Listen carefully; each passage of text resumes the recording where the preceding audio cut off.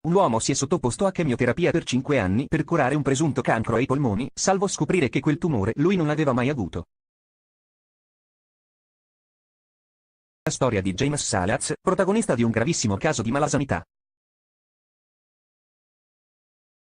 L'uomo, originario di Montrose, Colorado, Stati Uniti, ha raccontato il calvario vissuto negli ultimi 5 anni.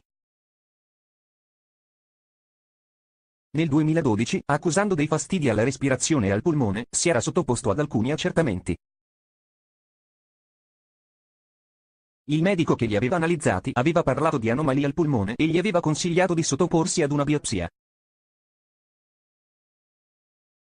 Quest'ultima aveva confermato l'ipotesi del tumore, di conseguenza James aveva cominciato i suoi cicli di chemioterapia. A preoccuparlo era il fatto che, ciclo dopo ciclo, i globuli bianchi non accennassero a diminuire.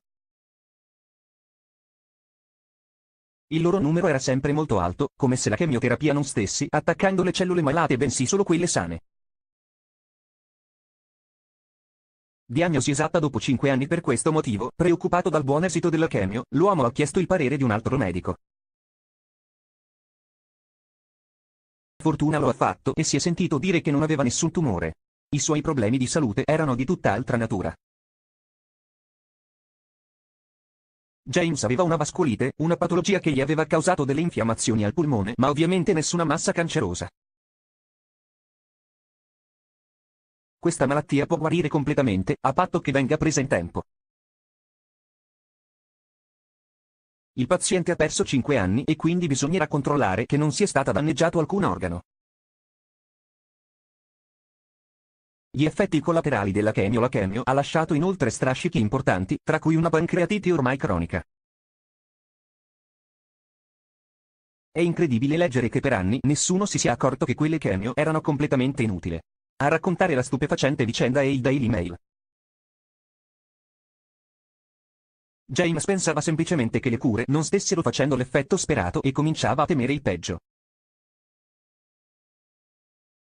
Cure, biopsie e controlli non sono riusciti a gettare luce su un quadro clinico molto meno compromesso, che non avrebbe dovuto costringere l'uomo ad un calvario così lungo e così sofferto.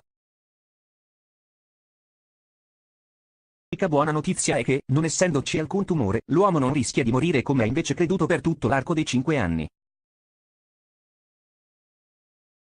Non era celiachia bensì un tumore ad una bambina di soli 18 mesi. È accaduto l'inverso. Le recriminazioni sono molte visto che i medici hanno cominciato a curarla troppo tardi. La piccola Lavai Howard, originaria della Gran Bretagna, soffriva di numerosi problemi di salute sin dalla nascita. Mamma non si era tirata indietro e l'aveva portata da diversi medici, alla ricerca di una diagnosi. Questi avevano parlato di intolleranza al glutine. Secondo loro la bambina era celiaca e avrebbe dovuto seguire una particolare alimentazione. Peccato che col tempo si sia delineata una realtà ben più grave.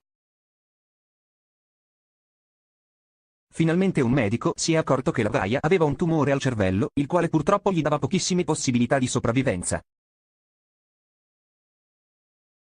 Purtroppo queste cure si sono rivelate inefficaci e la bambina ha smesso di soffrire dopo circa un anno di terapie.